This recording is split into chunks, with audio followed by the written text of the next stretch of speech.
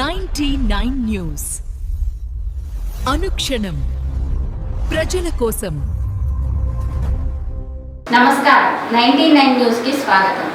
ఖమ్మం జిల్లా బోన్కల్ మండలం తూటిపుట్ల గ్రామంలో కాంగ్రెస్ పార్టీ నాయకులు సాదినేని రాంబాబు కుమారుడు వివాహ వేడుక సందర్భంగా నూతన వరుడును ఆశీర్వదించి వారికి శుభాకాంక్షలు తెలియజేసిన డాక్టర్ కోట రాంబాబు అనంతరం ఎర్రుపాలెం మండలం మీనువలు గ్రామంలో నూతనంగా ప్రారంభించబడిన అభిరుచి రెస్టారెంట్ను సందర్శించి రెస్టారెంట్ నిర్వాహకులకు శుభాకాంక్షలు తెలియజేశారు.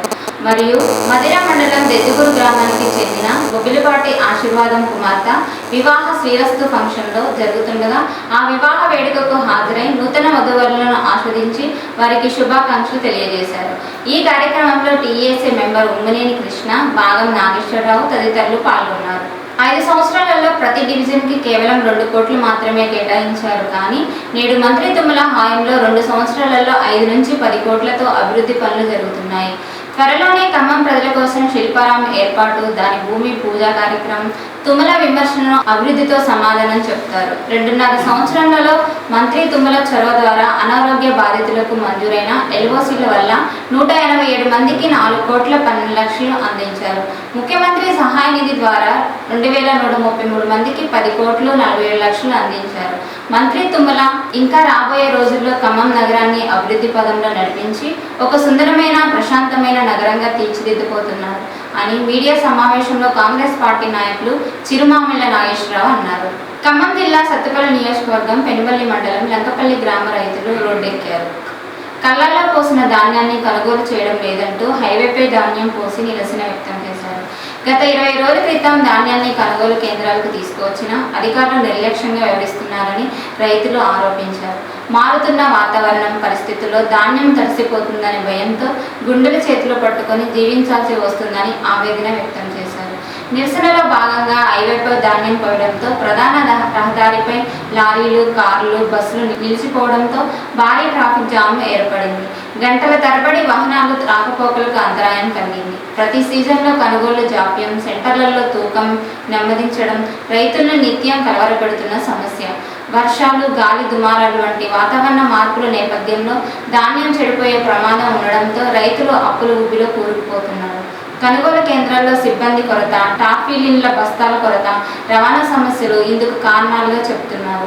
కాంగ్రెస్ ప్రభుత్వం రైతు భరోసా, ధాన్యం కొనుగోలులో పారదర్శకతపై హామీలు ఇచ్చినా గ్రౌండ్ లెవెల్లో అమలులో జాప్యం జరుగుతుండడం రైతులు ఆందోళనకు దారితీస్తుంది.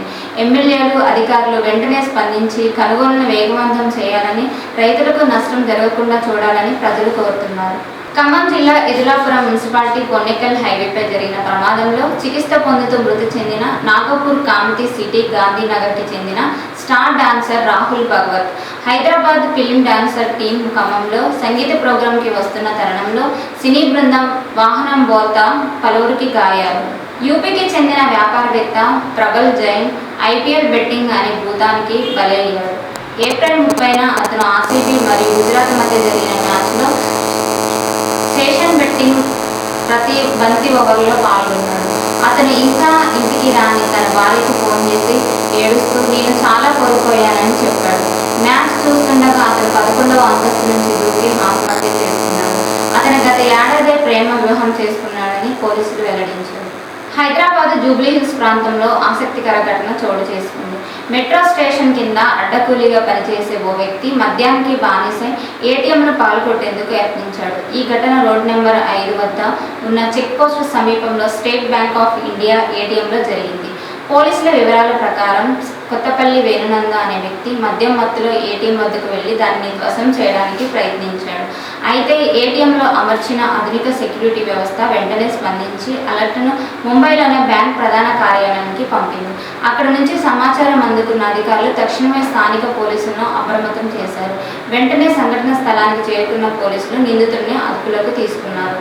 విచారణలో నిందితుడు చెప్పిన సమాధానం ఆశ్చర్యానికి గురిచేసింది. 90 మిల్లీలీటర్ల మద్యం కోసం 90 రూపాయలు తీసుకోవాలనుకున్నాను. అని చెప్పినట్లు పోలీసులు వెల్లడించారు. అనంతరం అతనిపై కేసు నమోదు చేసి దర్యాప్తు కొనసాగిస్తున్నారు. ఈ ఘటనతో నగరంలోని ప్రధాన ప్రాంతంలో ఏర్పాటు చేసిన ఏటీఎం భద్రత వ్యవస్థలు ఎంత వేగంగా స్పందిస్తున్నాయో మరోసారి స్పష్టమైంది. చిన్న సమయంలోనే హెడ్ క్వార్టర్కు సమాచారం చేరి స్థానికంగా చర్యలు తీసుకోవడం టెక్నాలజీ సమర్థతకు నిదర్శనంగా నిలిచింది. శ్రీ సత్యసాయి జిల్లా గోరంట్ల మండలం కేంద్రంలోని వెంకటరమణపల్లి పంచాయతీలో వైఎస్ఆర్ కాంగ్రెస్ పార్టీ పంచాయతీ ఉపాధ్యక్షుడు చరణ్ మరియు బోయ నరసింహులు యాక్సిడెంట్ కారణంగా గాయపడడంతో వారి స్వగృహానికి వెళ్లి పరామర్శించిన మాజీ మంత్రివర్యులు వైఎస్ఆర్ కాంగ్రెస్ పార్టీ జిల్లా అధ్యక్షురాలు పెనుకొండ నియోజకవర్గం ఎమ్మెల్యే అభ్యర్థి శ్రీమతి ఉషాశ్రీ చరణ్, భర్త శ్రీ చరణ్ రెడ్డి మరియు గోరంట్ల మండల వైసీపీ నాయకులు, కార్యకర్తలు. చంద్రబాబు 2 ఏళ్ల పాలనలో ప్రోగ్రెస్ చూస్తే 1వ తారీఖు వచ్చేసరికల్లా పెన్షన్ల పేర్లతో ఒక స్క్రిప్ట్ సిద్ధం చేసుకొని డ్రామా చేస్తున్నారు. ఇంతవరకు ఒక్క కొత్త పెన్షన్ కూడా ప్రభుత్వం ఇవ్వలేదు. కానీ ఉన్న పెన్షన్లలో కోతలు పెడుతున్నారు. చంద్రబాబు, లోకేష్, పవన్ కళ్యాణ్ల లగ్జరీలకు మాత్రం ఏ లోటు లేదు అని మాజీ మంత్రి విడుదల రాజని అన్నారు. ప్రొద్దుటూరు పట్టణంలోని బంగారు అంగళ్ళ వద్ద గల హజరత్ శ్రీ శ్రీ శ్రీ షా హుస్సేన్ వలి స్వామివారి ఉరుసు సందర్భంగా వైఎస్ఆర్ కాంగ్రెస్ పార్టీ తరఫున స్వామివారికి చెద్దర్ గల్లబ్ సమర్పించి చదివింపులు వేసి ప్రత్యేక ప్రార్థనలు నిర్వహించిన పాతకోట బంగారెడ్డి. ఈ కార్యక్రమంలో వైఎస్ఆర్సీపీ నాయకులు, కార్యకర్తలు పాల్గొన్నారు. శ్రీ సత్యసాయి జిల్లా గోరంట్ల పట్టణంలోని రాజు కన్వెన్షన్ హాల్ నందు సోమేందపల్లి మేజర్ పంచాయతీ వైఎస్ఆర్ కాంగ్రెస్ పార్టీ నాయకుడు గోవిందరెడ్డి కుమార్తె వివాహ రిసెప్షన్ కార్యక్రమంలో పాల్గొని నూతన వధూవరులను ఆస్వాదించిన పెనుకొండ నియోజకవర్గ ఎమ్మెల్యే అభ్యర్థి శ్రీమతి ఉషాశ్రీ చరణ్. అనంతరం గోరంట్ల పట్టణంలోని కెంపుల్ కన్వెన్షన్ హాల్ నందు గోనివారిపల్లి వైఎస్సీపీ నాయకుడు రామాంజనేయులు కుమార్తె వివాహ రిసెప్షన్ కార్యక్రమంలో పాల్గొని నూతన వధూవరులను ఆస్వాదించిన శ్రీమతి ఉషాశ్రీ చరణ్, భర్త శ్రీ చరణ్ రెడ్డి మరియు గోరంట్ల సోమేందపల్లి వైసీపీ నాయకులు, కార్యకర్తలు తదితరులు పాల్గొన్నారు. భద్రాద్రి కొత్తగూడెం జిల్లా కొత్తగూడెంలో ఉన్నటువంటి దుర్గా ఫ్యాన్స్ అనే షాపు మార్వాడి వాళ్ళది. వీళ్ళు కొత్తగూడెంలోని చిన్న బజార్లో ఫ్యాన్సీ షాప్ నడిపిస్తూ నాసిరకం మెటీరియల్ అమ్ముతూ జనాలను మోసం చేస్తున్నారు.